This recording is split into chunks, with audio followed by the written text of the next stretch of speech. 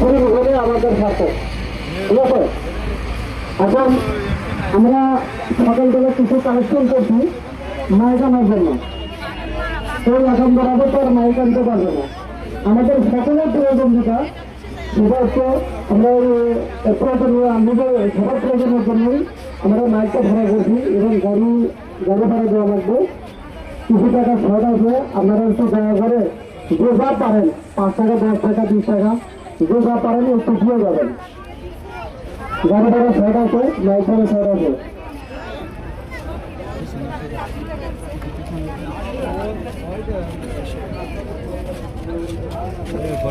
সকালবেলা যারা ছিল আমাদের সাথে তারা একটু সামনে আসুন।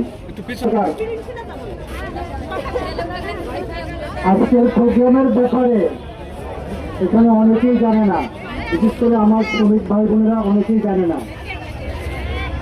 এজন্য আজকে সকালে ডিসিশন হয়েছে যে নাটোর সুপারের 80 জনের সমস্ত শ্রমিক কর্মকর্তা কর্মচারী এদের মাইকিং করে আজকে একটা অবস্থান কর্মসূচি এখানে করব।